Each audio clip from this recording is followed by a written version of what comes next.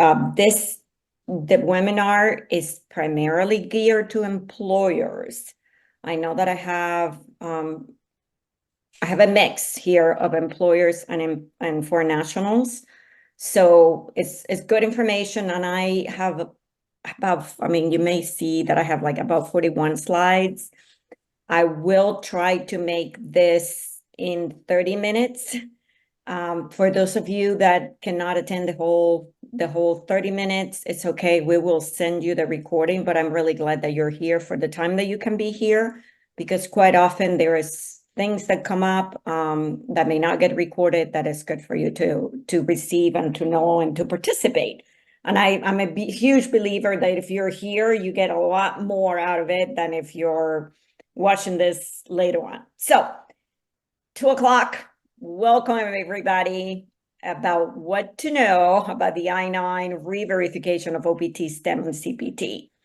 I'm doing this purposely now because many of the employers are going to be doing this re-verifications at some of the H-1B as we go into the gap season and people are transferring from OPT to STEM to automatic extensions, and it can be very, very complicated. So I'll provide and again, thank you for being here. I think this is really good for you to participate live and get the best experience.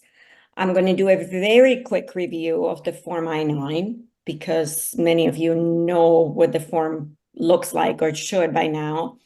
It's the new form. Foreign students work options, that's the main thing that I'm going to be covering, and how to re-verify those that are on an F1 status going into the H-1B lottery. And I also have some samples for you as to how to fill this out.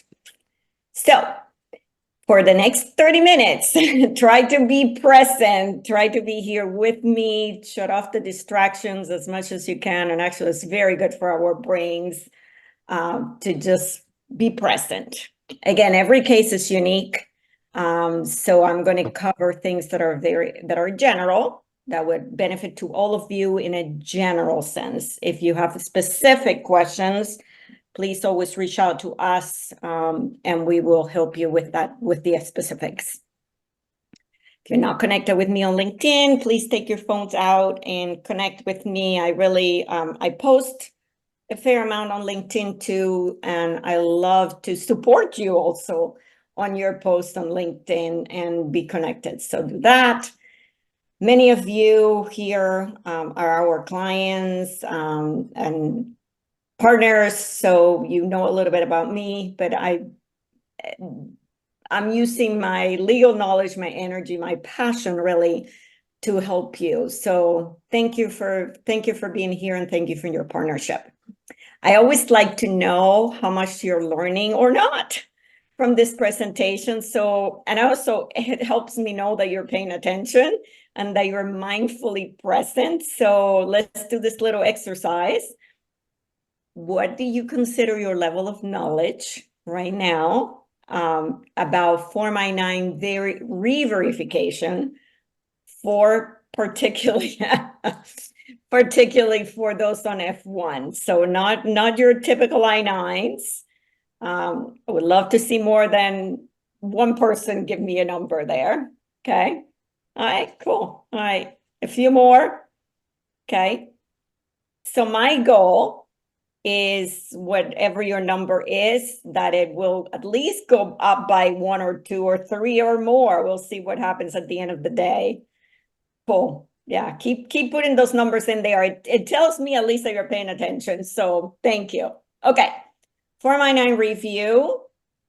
This, as you probably all know, we went from a 2-page to a 1-page. Now we have 2 supplements, Supplement A and Supplement B. And this is important to know because your re-verifications are going to be done on the Supplement B, which quite often they put it as a separate, as a supplement, not as part of the form as it used to be before, because it's not used that much, you know, on the by the vast majority of employers. Is primarily used when you rehire people and when you have foreign workforce that need to be re-verified. And the instructions changed. Now there are 7 pages, which is better. Now I'm also putting in here the slides. So this is everything that is in red is what has changed from the prior I-9. So for some of you, this is like common knowledge. For some of you, it's not.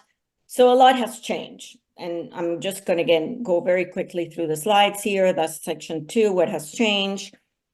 This is what you're certifying, and this is why it's so important that you're here. When you sign the section 2, you're attesting under penalty of perjury that you have examined the documents presented by the employee, which I'm going to show you what to look for, that the documentation appears to be genuine and relate to the employee, and that to your knowledge, the employee is authorized to work in the United States. So this is a good reminder as to why, and kudos to you for being here. This is supplement B, which used to be section 3 of the form. Again, lots of changes. And this is the list of acceptable documents that, amazingly, but not so amazingly, still doesn't have all the information that you need to know, but they're making some progress. Okay, that was that. Very quickly, work options for F1 students. And this is potentially new knowledge for some of you, maybe not, but I'm going to review the 3 main work options for F1 students. For most of you employers in here, you have the majority of your employees, the foreign nationals, are on OPT or STEM OPT. Some are on CPT, curriculum practical training, which is a whole new, it's a kind of a very different option for work, okay? And not as common as the OPT and STEM OPT for most of you. But it exists, and it becomes even more beneficial to some degree as we get the selections for those that were selected or not selected on the H-1B cap. So CPT is only the foreign national, the student is enrolled in school. So unlike OPT and CPT, they have finished their degree and they have an employment authorization document. For those on CPT, they're still going to school, and the ability to work is part of their curriculum. It's part of what they need to do to graduate. It is authorized by the school, not by USCIS, each term or each semester, which requires more I-9 verifications. It's up to 20 hours a week during the academic semester, and the work authorization in a way comes with the I-20 form that they get from their schools. They do not provide for cap gap benefits. Many of you attended my prior presentations, and I am actually going to talk about cap gap. Those on CPT do not get cap gap, so they need to continue to renew their CPT if they get selected under the lottery, so that they can continue to work until October. OPT is typically used after graduation, 12 months. So those are those foreign nationals that have an EAD that is good for 12 months. Full-time, typically, authorized by USCIS on that EAD card, and they do get cap gap benefits. STEM OPT, only designated for STEM majors, and it's not everything that you consider a STEM that has been designated as a STEM major by USCIS. So there is a list, and the schools and the foreign nationals typically know if they're on the STEM list designated degree. Only used after OPT. So typically they have to use the 1 year of OPT, 12 months, and then ask for an STEM extension. Again, full-time, authorized by USCIS using the STEM card, automatic 180-day extension, and I'm going to explain this. It does provide with cap gap benefits, and something that is not on this slide, and I don't know if Danny is here with me, Danny or Mallory, because I believe you are here. Just make a note that I need to add to the STEM OPT that is only available for E-Verify employers, which means that even if your foreign national has a designated STEM degree and could apply for a STEM OPT, one of the requirements that the school will issues and on USCIS is the employer has to be an E-Verify employer, meaning they're enrolled in E-Verify. Actually, that just came up yesterday with an employer, and somehow or another, it's in my head, but it's not here on the slide. So I want to make sure that I add that because it makes a difference. Okay.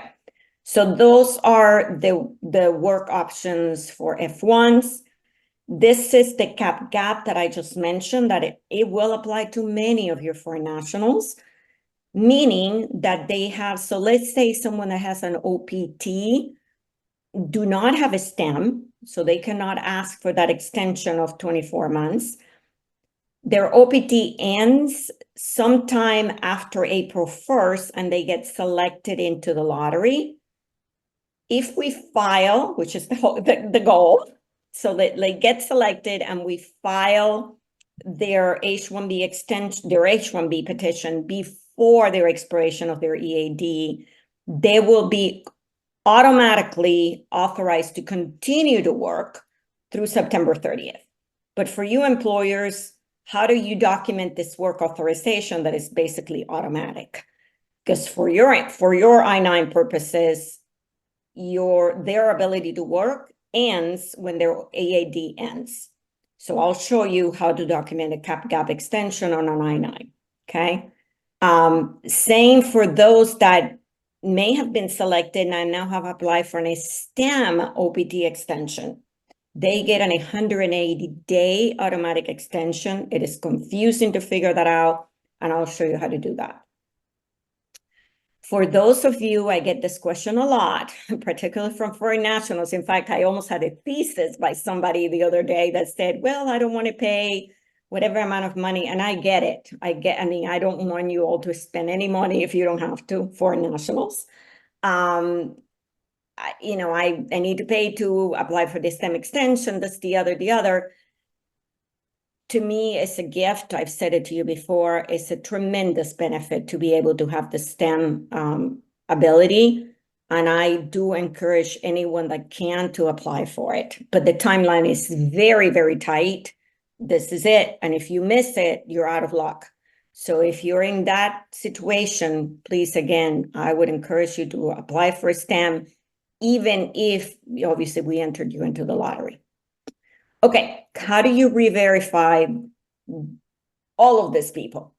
This is a really, really good slide. I said so because I created it. But it is really, it summarizes in a very, tight place, everything, most of what you need to know. So CPT, under Section 1, is going to say, you're authorized to work until that day, and employers, you don't typically write that in there. The foreign nationals do, but you're looking to see what they wrote. So typically they're work authorized until the CPT end date, and I'll show you what that is. For OPTs are going to be the EAD expiration date. For STEM, same deal, EAD expiration date. This is in Section 1.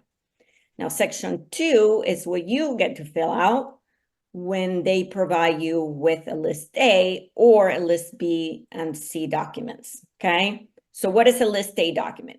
For CPT, again, this is the most complicated one of them all, it's the combination of 3 documents.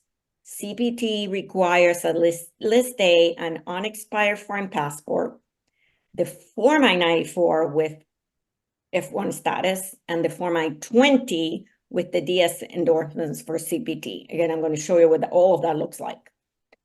Or list B document would be a valid state driver's license, and a list C, which is, again, is a combination of documents, I-94 and I-20. Typically, what I see is this list A listed. For OPT, it's an unexpired EAD as your list A document. note that you need to re-verify the EAD and supplement B when that EAD expires. And then on a STEM, this is, again, it gets a little complicated. You can use either an unexpired EAD or an expired OPT EAD, which many of your foreign nationals will have, plus the Form I-20 with the DOI, designated school official, which that's the DSO endorsement. And then they get an automatic 180-day extension from the day that the EAD expired, which is great, because if the EAD expires says March 30th, or whatever, say April 30th for that matter, you count 180 days from that date, not from the day that they apply for the EAD or all of that. So it's pretty cool. Okay, so this is, again, is a really good slide that summarizes everything, and I'm going to kind of show you what this is going to look like in practice. So for those of you, remember that I said they have an EAD. For example, this EAD expires on 8/4/2024. So typically they would have had to stop working on 8/4/2024. But this person was entered into the lottery. Thank you. They were selected, the registration was selected. And we were able, with your partnership, we were able to file their H-1B petition, basically. But that H-1B petition, as you may recall, does not become effective until October 1st.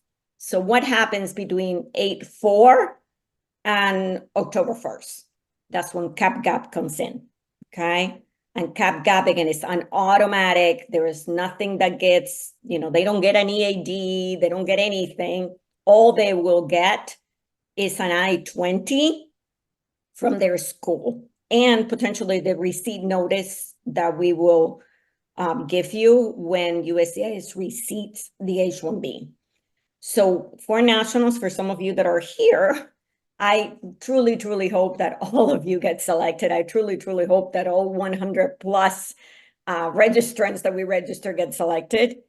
If you do, we are going to let your employer know, and then based on what they tell us, we will let you know, or your employer will let you know. But what I'm going with this is that those selected will have to go back to their schools, the DSOs, and basically say, hey, yay, I won the lottery. I was selected for the H-1B cap under the H-1B cap lottery, and they typically update your I-20 to reflect that.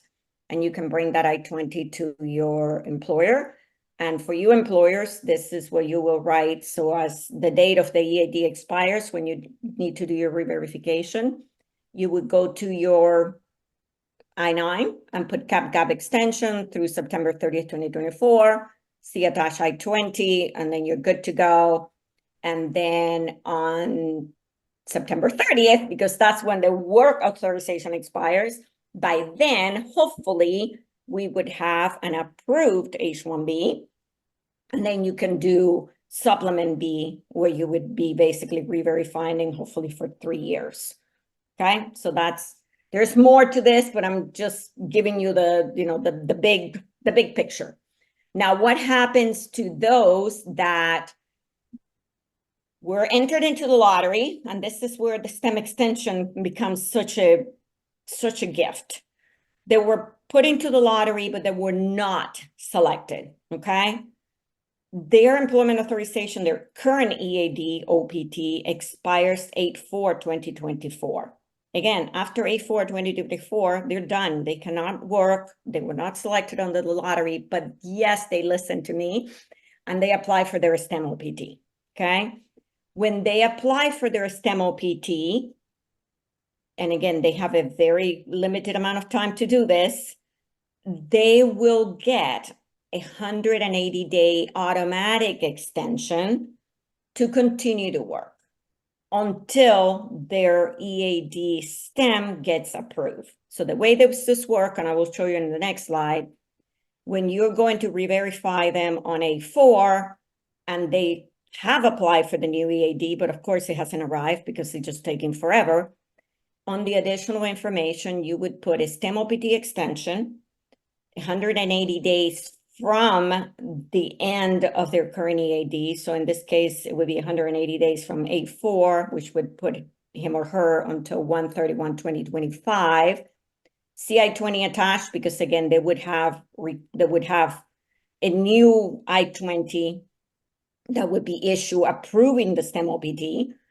And this is how those STEM OPT continue to work beyond the EAD expiration until they get the STEM OPT, okay? And this is what it looks like, because this can be complicated. They have to file for their STEM OPT before their EAD OPT expires. The EAD and their receipt notice have to have the same category, in this case, C009. So applicable category, same category. Actually, this should have been, so properly file. The applicable category and the applicable category has to be the same category. Sometimes what I get in here is that they apply for a different category because of marriage base or who knows what it is. But for the 180 day to apply, the category has to be an applicable category, which 009 is, and the receipt has to be the same. I know this can be very confusing, but this is how the 180 day extension works. And I'm also going to provide you another resource that is a much longer video that I did a year ago or 2 years ago that goes through this in a lot more detail.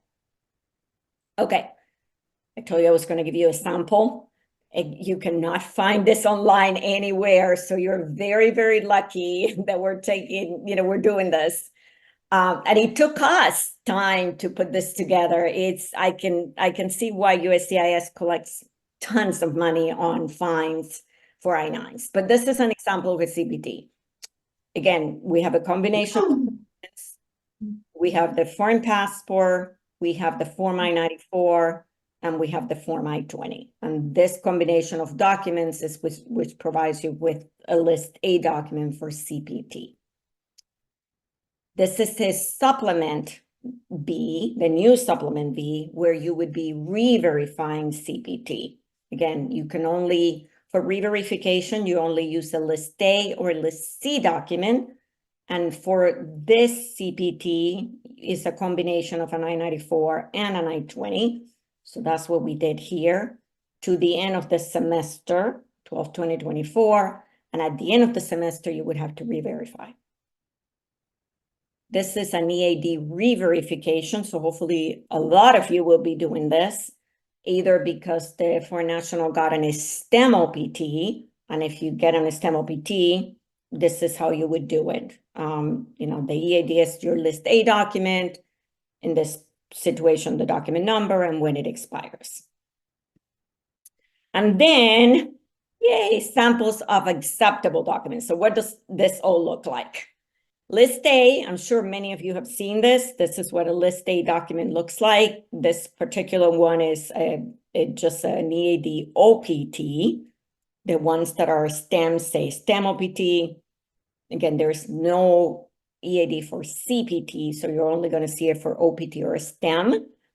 For the cap gap, again, you would have had an EAD that has already expired, and then you would have an I-20 that supports the ongoing, that supports the fact that they were accepted under the lottery. Basically here, I just show you a filing, a receipt notice for the H-1B cap. Actually, this is another little note. I'm just looking at this, Danny O'Mallory. This is a receipt notice from an L1. So I know we have some for an H-1B, so we can replace that to make it more in line. But it's a receipt notice. Okay, this is the Form I-20. This is what the students get from their schools. It's typically a 3 or 4 page. But literally, you just have to look at the second page that has a section that notes employment authorization. And this one is authorizing the OPT from a certain day to a certain day, and it says approved. So this is one of the documents that you would be using for verification. This is a CPT sample. Again, you have CPT, full-time, approved from this date to this date. And then this is what it would look like for your CPT. You would have a passport, you would have an I-94, and you would have the I-20 form. Okay, I said to you before, I know I'm going very fast. This is a presentation that I did. It's about an hour long. What HR professionals need to know about the I-9 process for foreign workers. It is on my YouTube channel. There is a lot in there. So I would encourage you to, again, take your phones out, scan, subscribe to that channel, peruse. There is a lot in there, and you will find, again, what HR professionals need to know about the I-9 process, for what I go into a lot more detail, not about just the F1s, but a lot of other categories, okay? So I hope to see a lot of you there. Okay.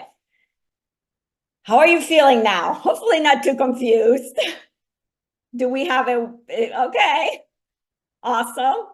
I think that's a higher number than it was before.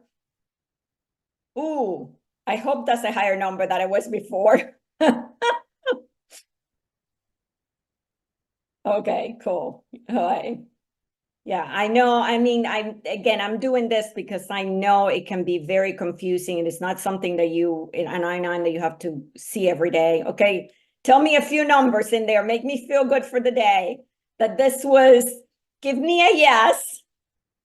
Yes, we will be sharing the power. So basically you will get the recording, which has, you'll see all of this. So yes, okay, give me a yes, share. So share something that you just learned that you didn't know before. One thing.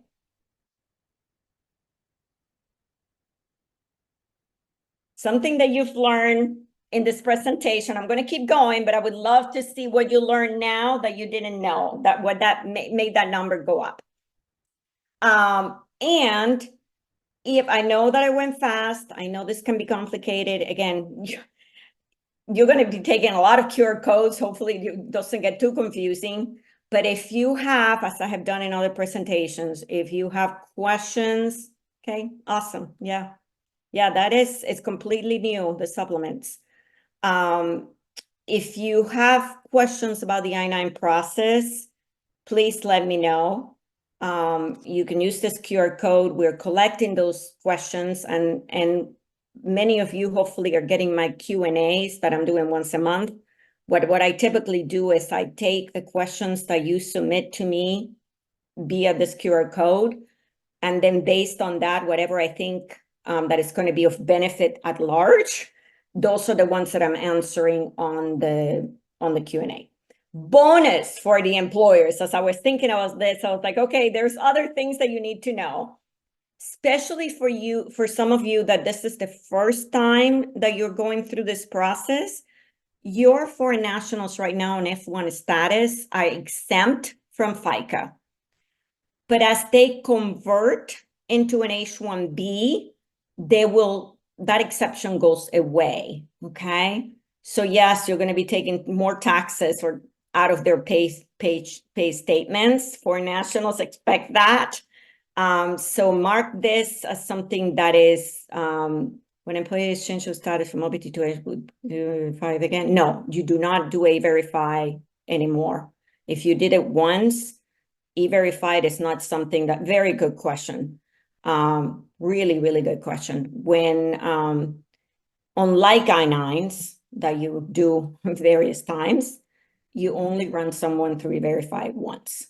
And if you do it more than once, that can trigger an audit. So that's a really good question, okay? So FICA, that's my bonus tip. And actually this is also a bonus tip. What can you do with, how many times can you run someone through E-Verify?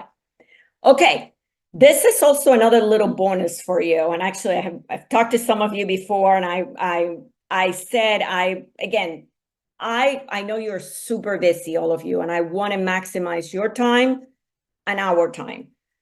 I am going to be doing these presentations once a month, but I want to make sure that I give you what you need most. So help me choose. Now, next month, we're going to be doing on Tuesday, literally Tuesday of next week.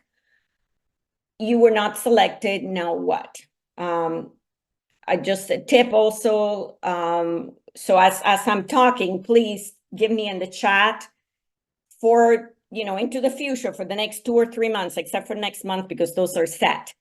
Out of these topics, employers, what would you want to know more about? Perm labor certification process, which is a part of the green card process. Processing times, how that works. Consular processing is when the foreign national has to go out and get a visa stamp in their passport to travel, or something else. You want to know more about 99. So please give me some suggestions in the chat. And I'm going to be waiting for you to do that. I don't see anybody in the chat yet. So please, again, this is your chance.